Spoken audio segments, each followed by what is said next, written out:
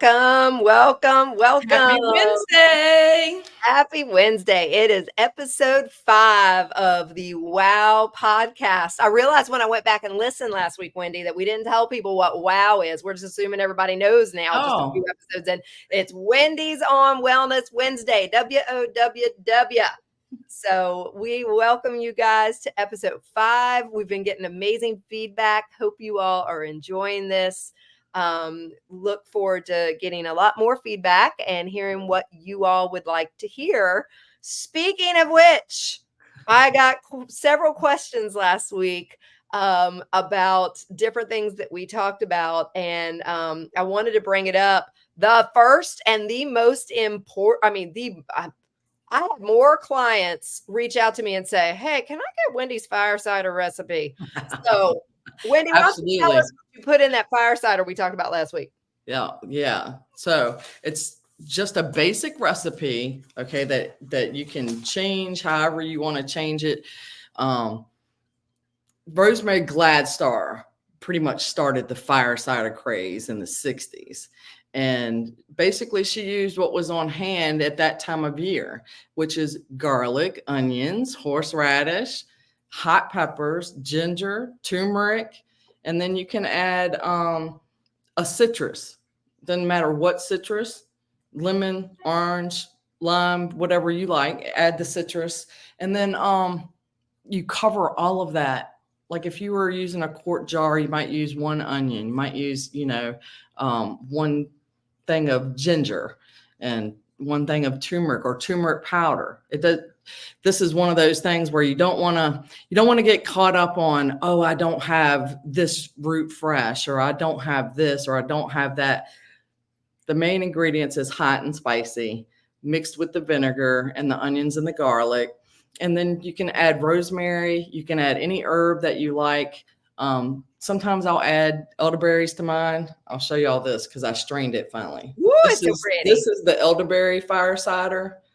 Okay, your regular fire cider ends up looking more like a vinegar, but you can put the Ceylon cinnamon in there, a couple of cinnamon sticks. The whole key is just to get hot, spicy, and then add some sweet. And you just let that sit. I like to use red onion because when you're letting it sit with a red onion in it and you're shaking it up every 1-2 days or something, you'll see those red onions turn white. And That once is those cool. red onions are white, it pretty much telling you it's ready, it's done. So That's I like to use the red onions just because of that, because I get busy and I forget how long it's sitting there if I haven't labeled it. yeah. Now, do you use the raw organic apple cider vinegar? Is that what you're Yes. using? Yes. Gotcha. Gotcha. And you just pour it over the vegetables, and I'll type this up and we'll get it out to everybody, the basic recipe. But just know that you can add any herbs or any spices that you want to it. Some people put anise star in it. Some people put cloves in it. It's all personal preference, and you can't get it wrong. Yeah. Just the horseradish, garlic, onions, ginger, turmeric, and a hot pepper is the main thing. And then just pour the apple cider vinegar over it and let it sit for, if you don't use red onions, let it sit for about 4 weeks. Okay. And Okay. that's the thing with most herbal things is it's not fast. Most Yeah. things have to sit and kind of marinate. And the point of this is immune boosting, or are you using this primarily when you get sick? Both. Okay. Okay, so I would do like a tablespoon a day, just as a good balancer, alkaline balancer kind of thing, just like the vinegar in the tea, putting your vinegar in your detox tea. I just do it once a day when the season starts to change, 1 tablespoon a day. But if I feel something coming on, I might go to 3, 4, 5, 6 tablespoons a day. Okay. So I just increase it that way if I start to feel something coming on. Gotcha. Rick likes his with no honey. I prefer mine with honey. Okay. It makes it a little more bearable for me because it is very hot and spicy. Yeah. And you can add as much honey to it as you like to taste. Okay. After you've strained it out of the jar, you add start with a 1/4 cup of raw local honey. Yes. Yes. Definitely. You can tell everybody why the raw local is so important. Yes, yes. Actually, you brought up several different ingredients that I happen to have right here that I wanted to share. The just to piggyback on what Wendy just said, she's going to put it in the show notes. We've never put anything in our show notes on our streaming platform. So if it doesn't show up on YouTube or whatever, I will copy and paste it to go onto YouTube. So you all will see that. And as well as I'll go ahead and put that in my email newsletter this week, because that way, because I've got so many people that are following us through my email newsletter. So that way I can have that on there as well. Yeah, So I'll type that out and email it to you today. Okay, perfect. As far as some ingredients, this was another question I got last week is, what apple cider vinegar do you use? What cinnamon do you use? What all this stuff? And so I wanted to share, I'm sitting here right now drinking hot tea with all I've got in it is a cinnamon stick, a little bit of ginger, yep, and apple cider vinegar, and I filled it to the top with honey. I'm not doing citrus right now, but typically I would put an organic lemon in there as well. But I did throw a little hibiscus in mine this morning just because I wanted a little taste of something. I love that idea. That's a great idea. Yes. So this is my favorite. I mentioned this a week or two ago when I'm doing the detox drink. This is the only brand I'm using right now because Fairchild's is the only one I can find that A, is in glass, and B, has not diluted their alkalinity. And it's really funny. I actually posted about them, a year ago in my Simplified Clean Eating group, and they responded to my post. I guess maybe somehow they got it and really appreciated that I shared this. I don't know of another company that is still at over 6% acidity. Theirs is at, I'm going to say it's 6.2, 6.3. Nice. 6.3% acidity. And that is so important for this stuff. Bragg's, all those have gone down to 5%. The ones that are below 5% aren't even worthy of being able to use for canning. And like some of them have gone down to 4.5, 4%. It's crazy how they have just watered them down, and you can bet they're charging you the same thing. I noticed too that some of them were now adding that maltodextrin. Oh, you're kidding. I didn't know that. And I'm like, why? What the heck? Never before has it been in there. And now in some of them it's in there. That's insane. Well, this one, by the way, y'all know I'm recently Sprouts crazy since we just got one in town. I'm jealous. I know. I still am going to have to get this from Amazon. I am going to check their website because I really don't want to shop on Amazon anymore. I'm going to see if it's any cheaper if I go directly to their website. But I checked every single brand in Sprouts, and they're all 5% or less. None of them are 6% like Fairchild. So you definitely want this. And I'll explain why a little bit. And maybe next month being apple harvest season around here.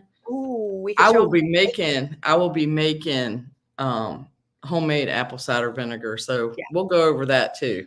Yeah, that'll be perfect. Just as an option. Yeah, no, I love that. This is the cinnamon I get. I get a gigantic bag because I use it every day, but you do not have to get the crazy big bags like I do. It's cheaper that way. It is. If you know it's something you're going to use anyway. Yeah. But that's the Ceylon cinnamon I get. It doesn't have to be. That brand's Viva Doria. I got it off of Amazon. I haven't, because I have a whole huge bag of it. I haven't looked for it since we got our Sprouts. But you want just organic Ceylon. That's the kind that you want. The cassia, what are the names of all these things? I mean, they have so many. Saigon, all those. They all fall under cassia.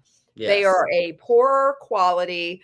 And for whatever reason, not that you will ever consume enough for this to be the case, the cassia ones are the ones that can become toxic. So if you ever hear that too much cinnamon can be toxic, I can't imagine consuming the amount that they say you have to consume for it to be toxic, but it's always the cassia ones. So I figured, why not just go with the Ceylon? So Make the switch. Yeah.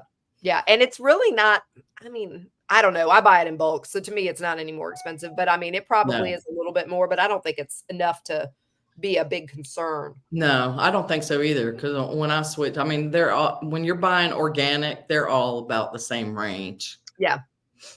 So while we're talking about acidity of the apple cider vinegar, I made an incorrect statement last week that I want to correct. I get to talking and I get so excited and my words, I know what I'm thinking and I say something wrong. So last week I made the comment that disease cannot live in an alkaline environment. False. That is not what I meant. Disease can wait. No, you said acid. I said disease cannot live. See, I'm still getting myself screwed up. Disease cannot live in an acidic environment is what I said. False. Disease loves acidic environments. Yes.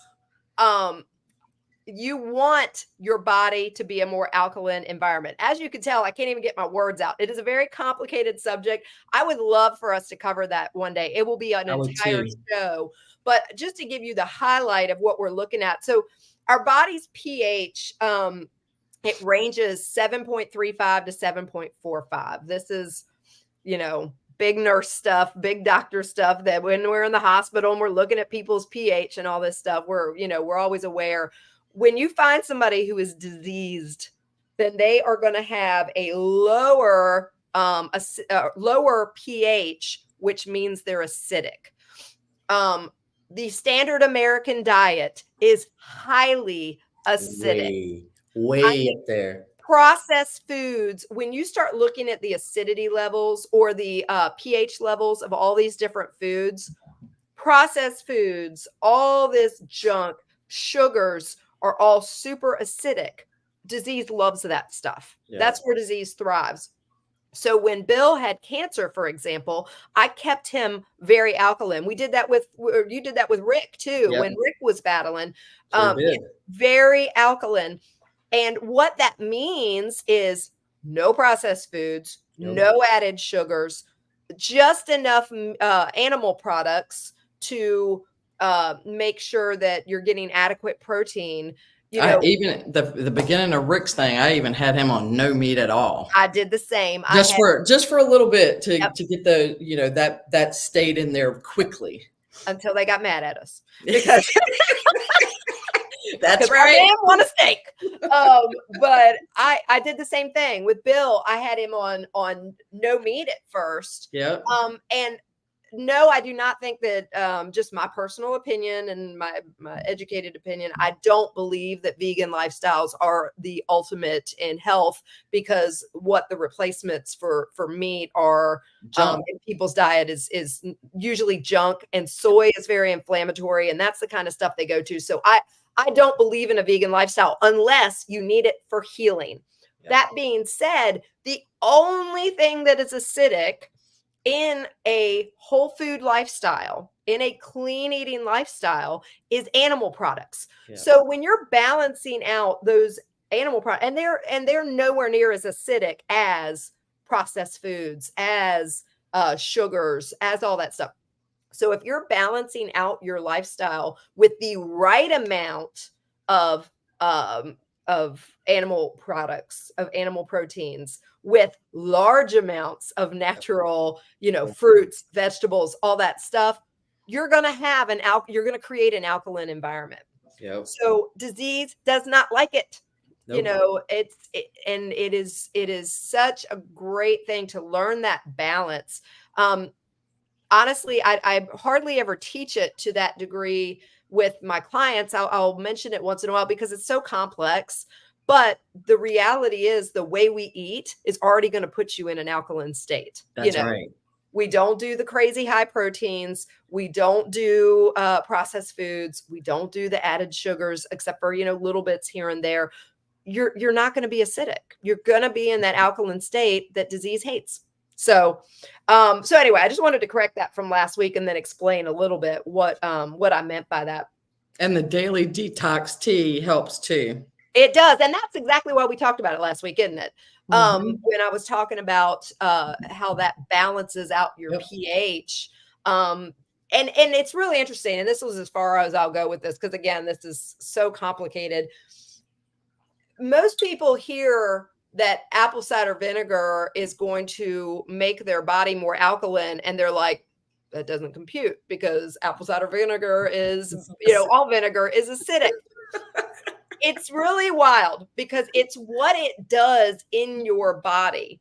It's the what it does in your gut microbiome creates an alkaline environment. So just because it's acidic in the bottle going in your body, what it does in your body promotes alkalinity. It's wild. It is like, I know. And that's why it's complex. It is. And again, we can get into that deeper again one day. But it's y'all let us know how in depth y'all want us to go on that. I don't want y'all to feel like you're showing up to go to a college class and be like, drool, I'm bored, This gets us excited. It's so funny. Kirsty, my daughter, just yesterday called me a nerd because I called her all excited about something I was listening to, and she was like, what are you nerding out on now? That stuff gets me all excited. But I know that I am, not like everybody else. Well, I was nerding out for you a little bit yesterday. I know. So the other ingredient that Wendy brought up that I do want to talk about, she mentioned about the raw local honey. Yes. And again, we could do an entire show on just raw local honey and the benefits. But I just want to explain to you why there is such a difference of going and getting a raw, local, unfiltered, raw honey versus going to the grocery store and buying organic honey. And mind you, organic honey at the grocery store, organic raw honey at the grocery store is crazy expensive. So you at least want to get the benefits, right? Yep. What you are doing, what it is doing in your body, it's really fascinating. I'll prime example. I used to battle seasonal allergies. Okay. So if you know anything about, say, food allergy treatment or anything like that, what doctors do, you get shots all the time.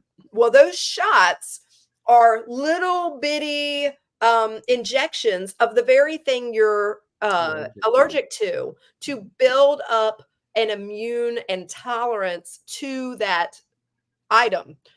Well, what is happening when you are consuming raw local honey? And by local, within 50 miles. Yeah, 50 is ideal. 80 miles as the crow flies is about as far as I'll go. Yeah. You'll hear people that sell honey that try and tell you that as long as it's within 500 miles, that is not true. You want to stay within 80 miles. And you know what? These days, there's no reason not to. Yep. When I started down this path 12 years ago, it was hard to find. Yep. Now, people are selling honey all over the place from hives right from their yards. That's right. So, what you're doing is you're giving yourself little mini inoculations of the very flora that you might be allergic to in your area.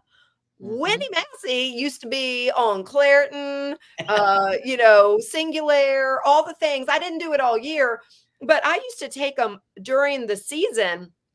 I mean, 2 or 3 times a day, depending on which one I was taking. Every day, all during the hay fever season and the high pollen seasons and everything.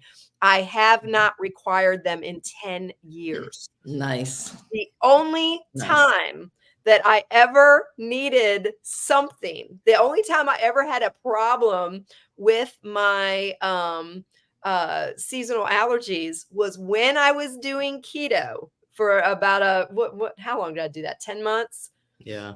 That season, because I'd cut out honey. That season, I can still remember Bill and I were out driving around in the countryside. We were crossing over into West Virginia and everything and just enjoying.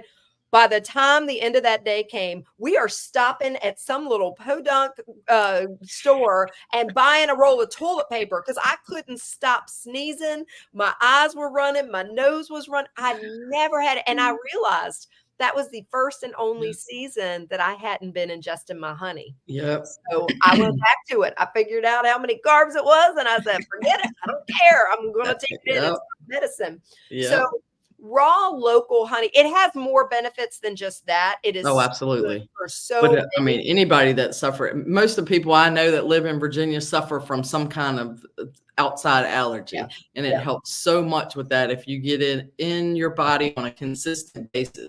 And don't Yeah. expect to put it in a cup of tea or something, or take a spoonful of it and automatically feel better. Doesn't Right. work like that. No, but it's shocking how quickly it will build up in your Yes. system. And Yep. what I usually tell people is, especially because I am carb conscious, Yep. I kind of tested on myself what my threshold was. And I usually tell people, for the first few days, do a tablespoon. Right. Yes, that's 25, 30 grams of carbs. I mean, but for the first few days, just do that. I now only need half A a little. teaspoon, Yep. half a teaspoon a day, and I'm good. And it's just Yep. giving me that little bit. But so much beyond, seasonal allergies, it's an antibacterial, it's an antimicrobial. I mean, it does so much for your immune system to take in, this amazing byproduct of what our bees are doing for us. Yep. And when you can find it, and this is a challenge, y'all, I'm not going to lie, when you can find it raised on a farm, this is when you are blessed to have multiple options. When you can find it raised on an organic farm, and Yep. preferably a farm that has it sitting right in the middle and doesn't have a bunch of fields around them being sprayed, because bees will travel usually on average a mile to pollinate. So if they're traveling to areas where they're getting, glyphosate filled flowers, Right. unfortunately it affects the honey, and also kills our bees, which really is awful. But I'm blessed to, my friend Connie, she also, in addition to her chickens she raises and everything else she does, she has several hives right on her farm, and that's where I get my honey. And I know everything she does there is I know. organic. I love her. I do too. She's amazing. So when you can't always find it, but when you can, that's like #life goals. That's When right. you and I talk about things we're going to have on our farm when we're The bees. We'll have the bees. I want a whole field of nothing but wildflowers, and anybody even think about spraying a thing on our That's property, right. I'm going to And they spray can it. be medicinal wildflowers too. Yeah. I mean, I want that. I want a whole field of wildflowers where the bees don't need to go beyond that, and just they have so many options, and then That's right. we'll have the healthiest honey ever. That's right. Cheers to that. Cheers to that. That's right. All right. Oh my gosh, the list of things we want to talk about today. And here we're already 23 minutes in, but that's okay. I love that this is weekly. We just keep it going. I'm just going to keep my Yeah. notes going. We always have a lofty list. Yes. So one thing you brought up last week that you wanted to talk about was the turkey tail mushrooms. Turkey tail mushroom. Okay, so it's kind of amazing how God works sometimes, because when we need things, all of a sudden there'll be things growing around us that's good for whatever we're going through. I've seen So it. perfect example of this is my sister Lori is battling breast cancer, and she has turkey tail mushroom growing on logs at her house. And she's like, I know I need this, but I don't know what to do with it. I'm going to bring it to you. So I was like, okay, so I had to do some research. I don't know anything about turkey tail mushroom. So what I found was pretty amazing, that in Japan already, they've been using turkey tail mushroom as a cancer preventative, and as in addition to cancer treatment, they're giving them turkey tail mushroom to deal with the treatments that they're going through.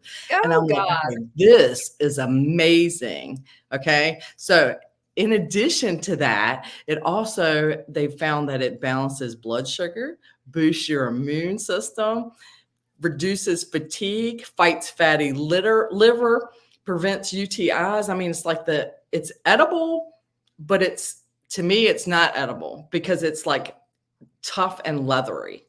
Okay. And so what I'm doing is I'm just drying it. I'm freeze drying it and making it into a powder. Therefore, she can put it into any kind of drink or Smoothies. smoothie or sprinkle it over some food or whatever. But you and I have talked about this before, how when there's something going on with you might notice something around you is now growing. I'm telling you, and God works like that. Yes, it is so incredible. I don't care if you think this is woo-woo. Wendy and I have witnessed it ourselves. When Bill had cancer, we were just talking about this earlier. We already had some daffodils in our yard. And mind you, I didn't know this. Okay. This is something I researched and figured out. We had some daffodils. When Bill got cancer that year, we had a daffodil explosion. Like, we went from a few little patches to this massive, like, just huge area. It was crazy. It was crazy. So many. And I was like, and Wendy and I got to talking about it then. And we were like, I wonder if there's something, in daffodils that's good for cancer. Sure enough, we looked it up. It's deemed dangerous, poisonous. But guess what? The drug companies have done, they have made synthetic properties of replicating the daffodil. The daffodil bulb. Yes, to put into chemotherapy agents. I'm like, we had no idea. And we just started researching and we're like, check this out. And it's just like when you have poison ivy nearby, you'll see jewelweed. It's like, and jewelweed is the preventative. It helps to the treatment. It's a treatment for the poison ivy. So it's just fascinating how that works. It really is. It really is. And it's like, you just have to pay attention, do a little research, check it out. And I'm going to say probably 98% of our pharmaceuticals came from plants. Oh yeah. And what they did was they found out what in them was the medicine, and then they started making that synthetically. Right. And then told all of us that don't eat the plants. Right. It'll kill you. Now, mind you, I am not telling you to go out and if you have cancer, munch on a bulb of no, please don't. No. I don't know enough about it, but I just found it fascinating that we had all these daffodils growing. And meanwhile, and if you remember, that's when my mom started coming regularly. And there's also properties in it that are good for Alzheimer's. Okay. And my mom started coming, for a month every year. And that was that same year. And we're just like, this is crazy. That was another thing about the turkey tail mushroom, that they're saying that it protects against cognitive decline, but not due to Alzheimer's or dementia, mainly for age. Okay.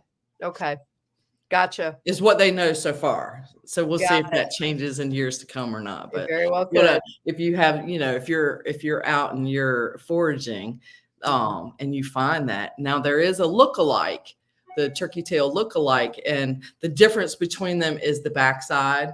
One's rough and one's smooth. And yours, the turkey tail, is rough. Rough. Okay. Yes. Interesting. That's very spory looking instead of very smooth. Cool. Very cool. Yeah, very cool. Wow. So I've been telling everybody about my detox. I decided that 3 weeks in, and I was doing amazing, that I wanted to test something on myself, to test a theory. And I'm so glad I did, but I'm also so mad that I did. And I'll explain. Because I was in such a great state 3 weeks in, felt incredible. But I get a lot of questions, and there's a lot of, there's books out there that say, oh, do this 3-week detox. And it's just, you heal yourself and just move on with your life. You got to understand that there are otherwise healthy foods out there that might not be healthy for you, might not be healthy for me. Something just like every herb is not for everybody. Exactly. Something that Wendy eats might, make me bloated and miserable and, give me a headache, but they're still healthy foods. Right. So my original intent was to do this detox and then immediately start testing foods. I said, you know what? I want to test this theory. So I did 3 weeks of detox and I went back to a healthy diet, y'all. It's not like I went back and drove through a drive-through and got a Big Mac. I went back to all of my healthy, clean eating. However, I went back to everything that I had stopped because, like, during detox, I wasn't doing seeds, I wasn't doing nuts, I wasn't doing beef or pork, I wasn't doing citrus, chocolate, nightshade vegetables. I had eliminated all of that stuff. And yes, I still had a lot to eat, but I eliminated a lot of things that have that potential of being otherwise healthy. But so I went back and I just said, you know what, for a few days, I'm just going to go back to my norm. Y'all, I felt like crap, felt horrible. So even That's though surprising. even though I knew that trigger food testing was so necessary, that was just a reconfirmation. So I haven't trigger food tested myself in probably 10 years. And back then, I wasn't doing it to the degree that I do now with my clients. Now I do 7 different categories. I'm probably about to increase that just based on what I've been working on with myself and some of my one-to-one clients. But I mean, it was proof that there is something I'm consuming that is otherwise healthy that is still causing me inflammation. And it was a massive thing. And it might be multiple things. So I am back on detox. I'm actually going to do a period of my smoothie detox, which I can't wait to, I'll have to share that with y'all another day because it's so in depth. That's what I wrote my dissertation on. So I'm going to do a smoothie detox. And then I'm going to go back to just straight detox and then slowly start adding some of these foods back to do the trigger food testing on myself. So if you guys can't figure out what your inflammatory triggers are and you're like, I don't get it, I eat healthy. Wendy has a great program for you. I do. It's what I do. I'm so passionate about it. And the amount of just different conditions we've put a stop to because we found out that they were having triggers to otherwise healthy foods. Yep. It's so powerful. Just like nightshades. I mean, whoever would have thought that, tomatoes and peppers will make you feel like crap. You wouldn't. I mean, and it's interesting because some people can work them back into. My sister's prime example, she was having problems with some perimenopausal stuff that was related to nightshades. Now she's past all that and has been able to introduce them again, and she's doing just fine. But I have worked with so many women that was the cause of their hot flashes. Right. I've worked with people where that was the cause of their extreme fatigue, their chronic pain. I mean, I worked with a lady who had chronic back pain for 30 years. Got rid of her back pain in my detox period. That's and amazing. She's like, I cannot believe this. I just thought this is something I'd have to live with forever. We tested her on nightshades, back pain, right back. So, I mean, and it's not just the nightshades that I see this with. I see this with all kinds, but it's just depending on what that person is triggered by. Yeah. It's just an example of how something that should be so healthy. I mean, we think of peppers and tomatoes and we put them on every salad. Right. They are super healthy, but to some people, they cause a lot of problems. Yep. So just if you are really struggling trying to figure that out, let me know because I've got group programs, I've got one-on-one ability, but you need to be tested. Yep. It's incredible what kind of effect that has on your body, and I just lived it. So I'm grateful to be back on my detox. Yes, I'm eating a lot of fish, chicken, and veggies. But, I mean, it's all good. I'm doing pretty much back to smoothies and salads, and that's all right, and hot teas, But it was a good experiment. I needed to do that because all these books out there, all these people telling you, oh, just detox and you'll be fine. Just do a detox every 6 months. Just do this. Detoxes are great. Detoxes are not fixing the root problem. No. And you need to know, you need testing, you need, if you can't afford to get blood testing and all that kind of stuff, which by the way, I don't trust on foods, which is why I don't do it on foods. I do it. I do the slow reintroduction process on foods. It's much more accurate. But just in general, if you have things going on in your body and you can't afford the blood work and you can't, do all these different things, at least go through food testing, because it'll change your life. It really will. You'll definitely find out what's triggering a lot of things. Yeah. Yeah. Sure. So we had a couple of podcasts, that we listened to this week. I think one of my favorite things about being done with my doctorate is now I don't have to listen to just my professors. You have options. Yes, I actually have time to be a student of all these amazing doctors that have done so much research. And that's when I nerd out. I get so excited because of the stuff that they share and that they've done all kinds of research on. And one of the ones I shared, it was Dr. Susie Larson's podcast. And I always love it when it comes from a Christian perspective, a brilliant doctor who is also a Christian, because, it really helps you see how amazing God's design always was from the beginning. Like, we're trying to reinvent the wheel all the time. And keep it simple. Back to the basics. Back to the basics. God's design was so perfect. And Dr. Lee Warren, who was on Susie Larson's podcast, and that's the one, if anybody saw, I shared it on my personal wall, I shared it in Simplify Eating. I told everybody on Monday, this is your homework for the week. You need to listen to this. But just the highlight of what he shared, he was amazing. The whole thing was talking about the brain response to habits and worry. He made the comment that what you practice, you get better at.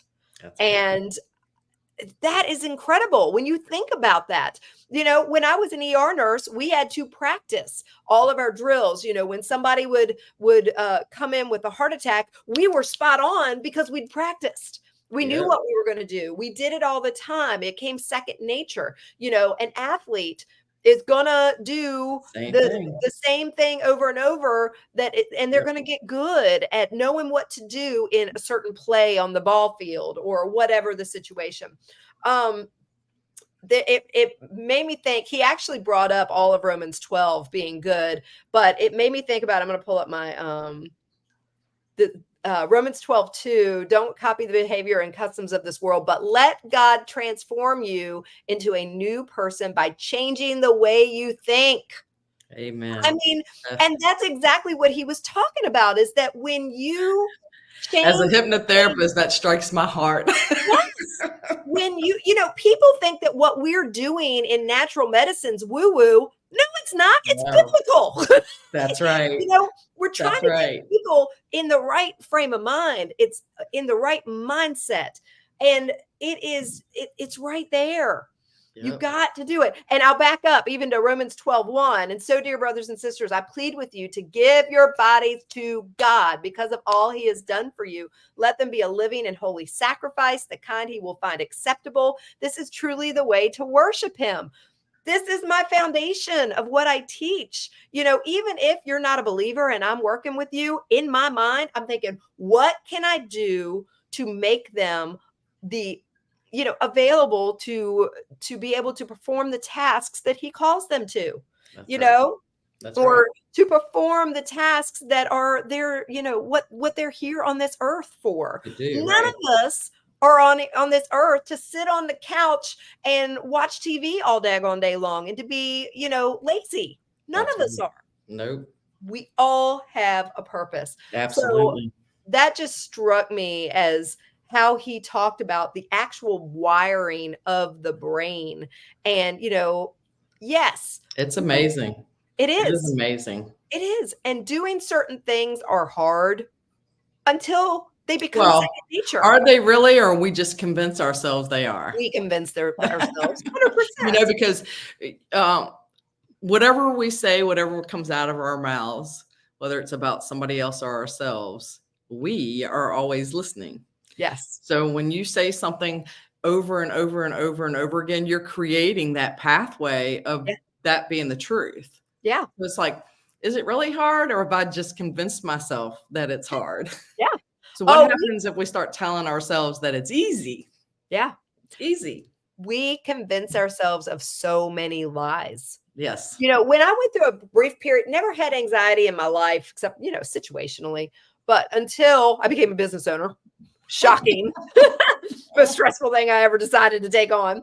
Absolutely. But I started realizing that I was worrying about things these realities that I had created in my mind that didn't exist, that were probably never, you know, when you think back, okay, what was I worrying about 6 months ago? It never happened. Yep. It never happened. We create scenarios that we start thinking is the truth. And it's like, that's not even happening. No. And it literally, when you watch somebody's brain go through a worry process or habit formation, either way, you know, and that's positive or negative habit formations. If you watch their brain scans on MRI or EEG or any of those, you can watch the difference. On MRI, you can literally see the synapses change and reconnect. It's fascinating. Absolutely. So make yourself, I mean, talk about intelligent design.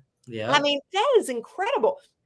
Make yourself think about how you want to make changes. I mean, I'm getting ready to roll out where I'm teaching The Power to Change from Craig Groeschel.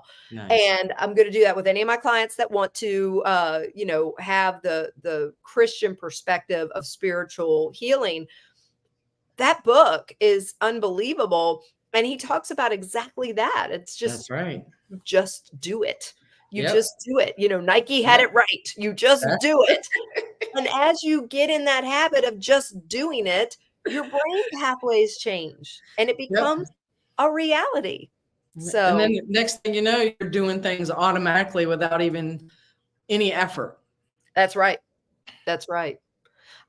I remember when I first started clean eating and I was in total panic. You remember? I was like, how am I ever going to do this, you know, for the holidays? And how am I going to do this on vacation? I know, with Southern cooking. What about my recipes? Right. What am I going to do? I can't do this.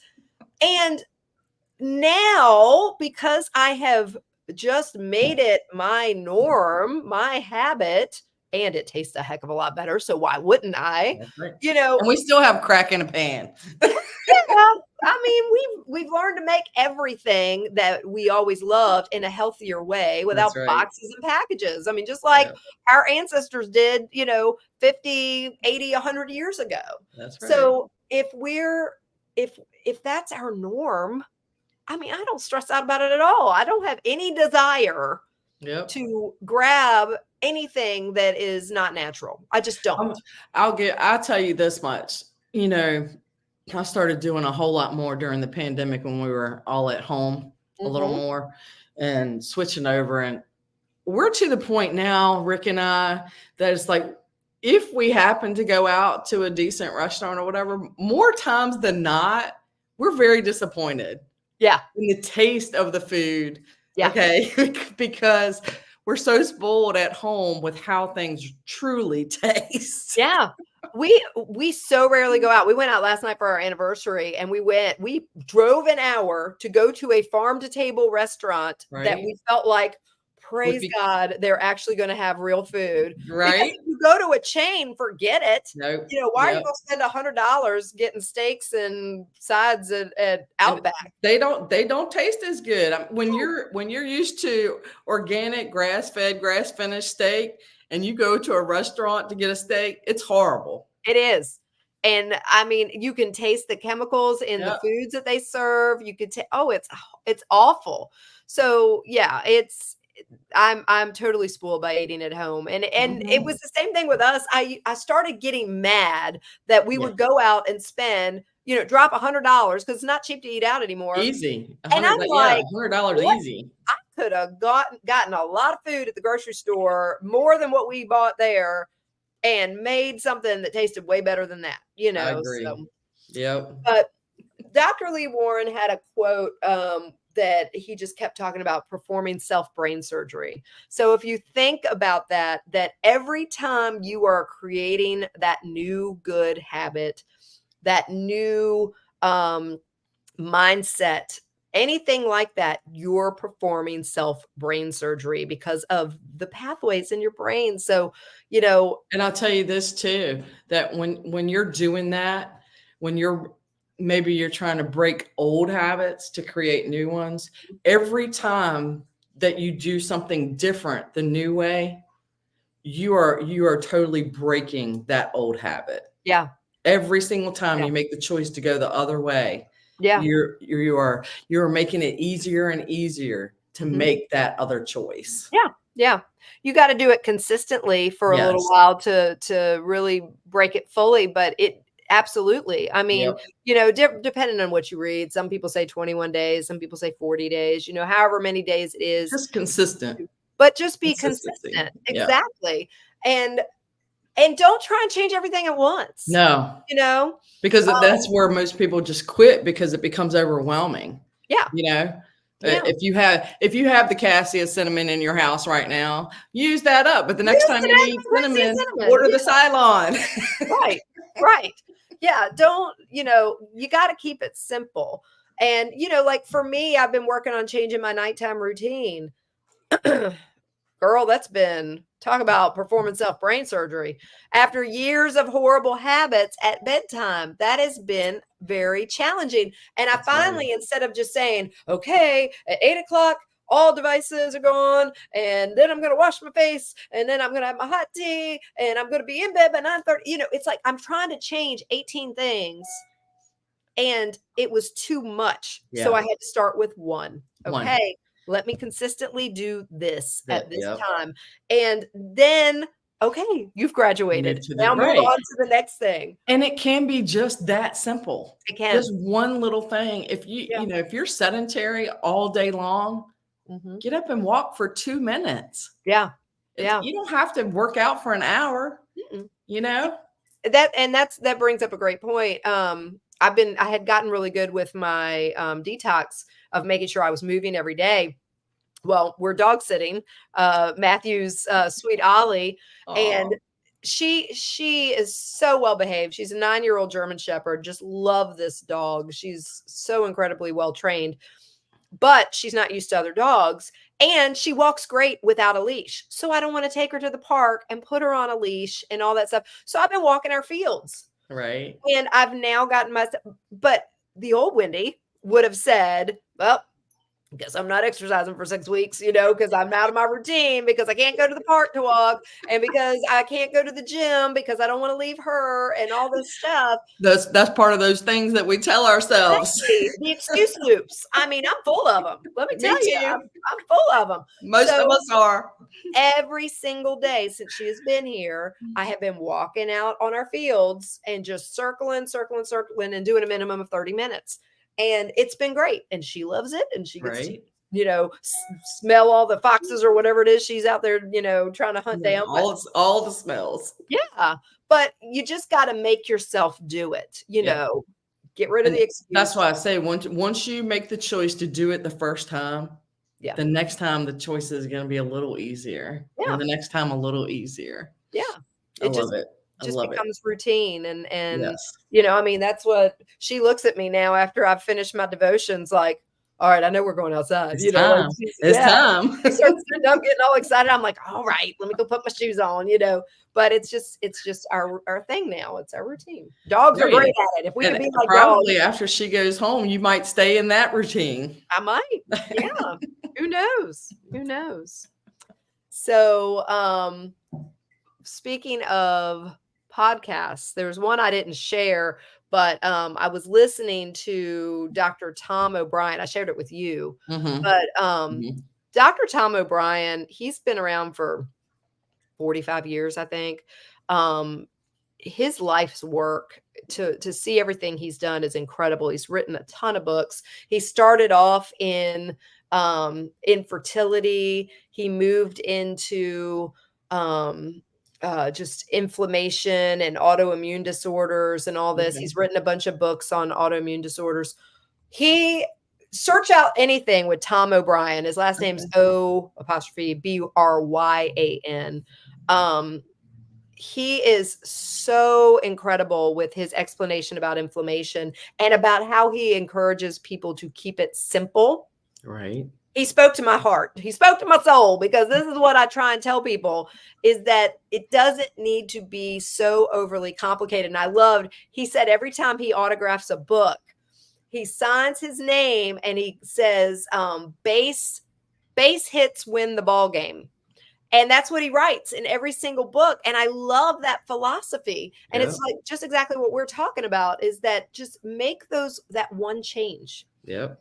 But you got to get to the root cause of what's causing your inflammation. Yep. If you are looking for a pill, if you are looking for that magic bean, whatever it is you're looking for to fix something, you're looking at it from the wrong angle. We already have everything we need within our bodies to heal. Yep. Our bodies were perfectly and wonderfully made. That's right. It is so incredible how we were designed. And so inflammation is a response to what you are putting in your body, or a response to a foreign invader of some sort. So, you do the quick wins. You do the things you can do, which is stop putting toxins in your gut. If you do that, you are going to right there knock out a ton of problems. And start healing. Yeah, you're going to start healing. Then, you realize, oh, well, I've got a whole bunch of hormone disruption going on. Wonder why? Well, I'm heating up my chicken every day from my leftovers in my plastic containers in the fridge. And that's huge hormone disruption. Recently, I found out about, I don't know, it shouldn't be a find out. I've eliminated all plastic from my kitchen, yet didn't think about cutting boards. Oh. Had tons of plastic cutting boards in my house. Thank God I've also got wood ones. Let me tell you about. Oh my gosh, Wendy, I have a ton of plastic cutting boards.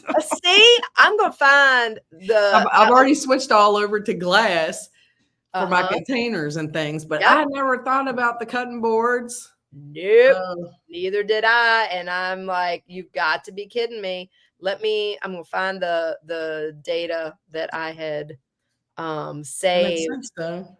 It does make sense. I couldn't believe it. I was like, why did I not think about this? Okay, right, here you go. Let me ask you something for somebody who's on the complete processed wheel out there and they want to start living clean.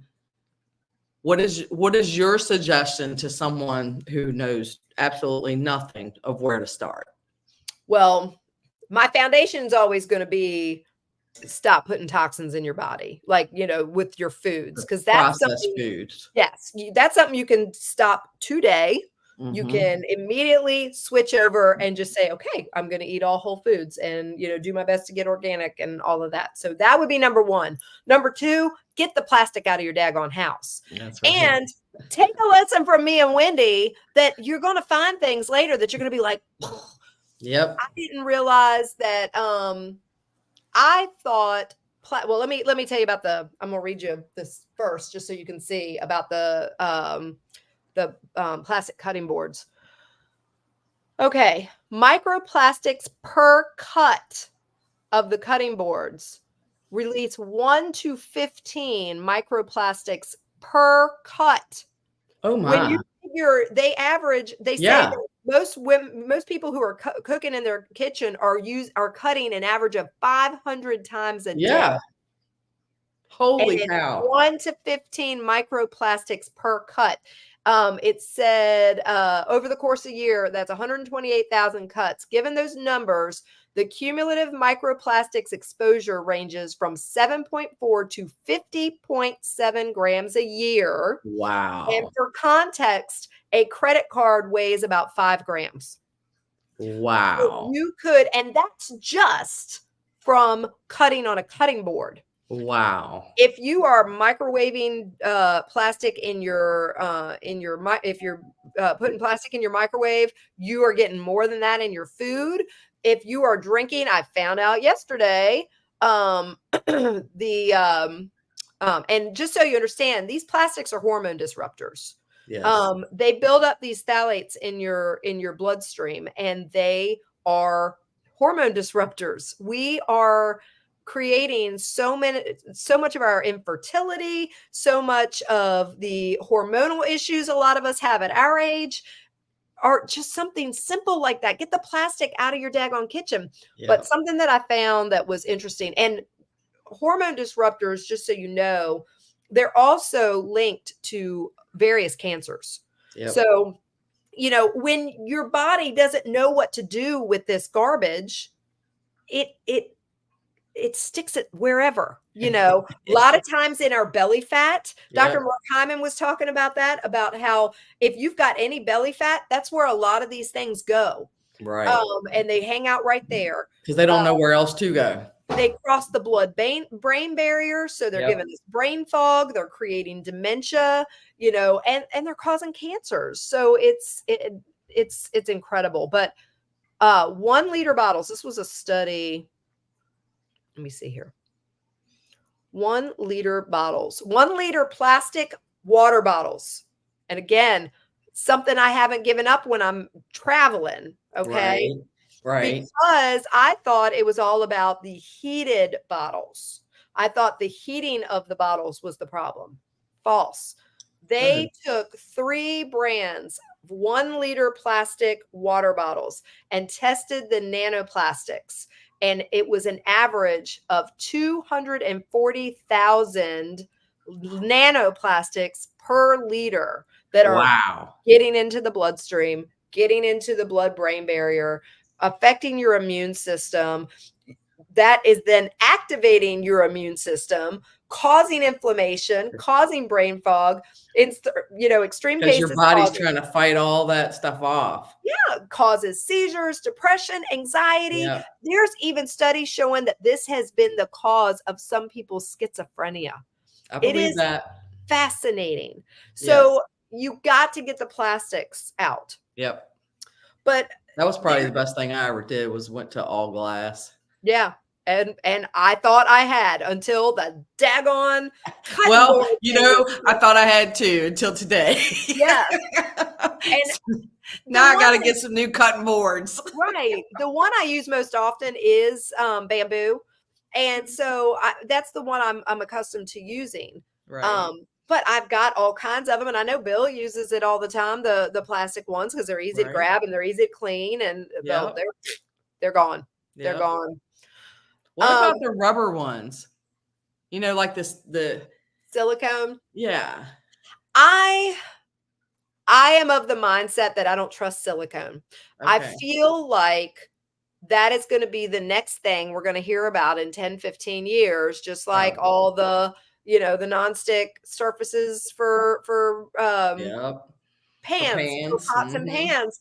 I feel like we're going to hear about it because it's not a natural product, you know, the silicone. So your recommendation is a bamboo or some kind of wood board? Wood or glass. There's tempered glass ones. There's supposedly some steel ones too. I've never used one. I feel like that would. I just wonder how hard those are on your knives. I know, that's what I think too. But I mean, I'm sticking to my wood, and I might get a tempered glass one. You know, just I used to have one years ago, and somewhere along the way lost it. Yeah, I did too.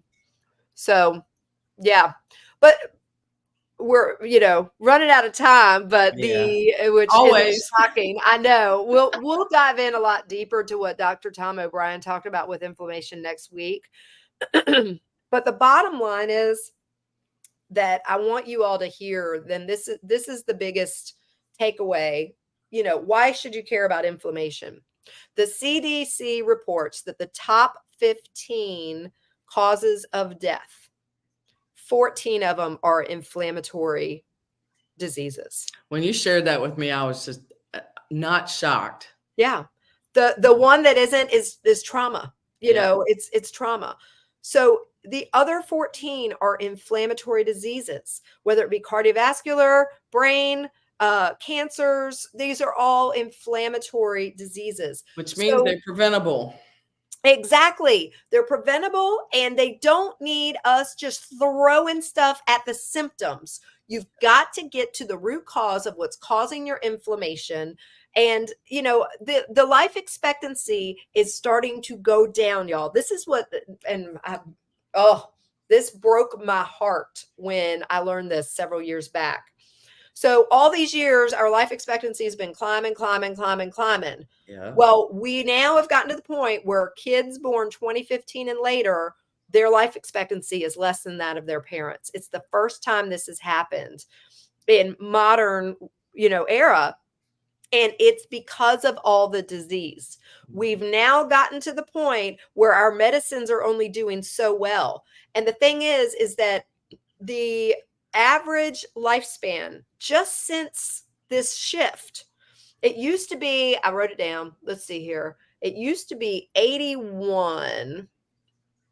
Let me see. So it used to be that it was 81 for women. It's now 80. So it's not just going down by a tenth of a year. Right. By a month or two. Yeah. And we're talking less than 10 years of that was shift. a quick shift. Yeah. So it was 81 for women. It's now 80. It was for both sexes. It was 79. It's now 77.5. For men, it was 76. It's now 74.8. We're talking about in under 10 years, that shift. And what is happening is that we are now, women are spending 24% of their lives in a diseased or disabled state. I was shocked by that. When you shared that with me yesterday, I was shocked by that. I knew it was a good amount of time, but I had no idea it was that bad. Our goal needs to be to age well. That's what I tell people all the time. Make your goal to age well, and make your goal to narrow that number. So if your life expectancy is 80, why do you want to spend 20 years of it, which would be pretty darn close to that 24%, 20 years of it diseased and disabled? Yep. No, thank you. Sick and miserable. Yeah. No, thank you. I'm fine with living till 80, but I want to, live so healthy up until I'm 80 or, Lord willing, 90, 100. I don't care when. But until he calls me home, and I want to do it in my sleep because I've been so healthy and I've been dancing with my grandkids and I've been doing all the things. And then I just don't wake up. He says, that's right. That's the goal, is to narrow that window. Why do you want to spend the last 20 years of your life in disease? Yeah. I think that's a horrible existence. And that is why I work so diligently with women at this age, at our age, because there's time. It's not too late to turn it around. Ooh, and you know what? Even if you're in your 70s, I work with plenty of women at that age. Right. And we've been able to reverse things. So it's never too late. It's never too late. So, girl, that hour went by quickly, didn't it? Yes. And I will add so much more to what I want to share next week. Real quick, the Function Health, I won't go into detail of this if you missed when we talked about it. But the Function Health Labs, I have 9 codes left. I'm not just posting them because I don't know who actually wants them. If you don't want to be on the wait list to get on the Function Health subscription to be able to get the functional health labs that Dr. Mark Hyman has just put out there, let me know, because I have 5 of mine, and 4 more of mine and 5 of Bill's left that I can send you so that you don't have to be on the wait list if that's something you want. So reach out to me. Wendy, what are you working on this week? And then I'm going to shut up and we'll wrap it up. Oh, this week. Well, last week I was planning on doing elderberry syrup, but I got sidetracked because I ran out of deodorant. Oh, So I had to change my plan and work on making deodorant. So I have made deodorant for probably the next year. And my husband came up with some kind of rash on his lower back, and I learned that I was out of my my skin salve that I make from calendula and comfrey and burdock root. So that became a priority. So a bunch of that is now made. Nice. So I'll be working the rest of this week on getting elderberry syrup done. Busy girl, busy girl. All right. Well, we appreciate you all joining us again for another episode of the WOW podcast, Wendy's on Wellness Wednesday. Yes. I am Dr. Wendy Sue. I'm Wendy Flournoy. And we will see you next week. We love y'all and be well.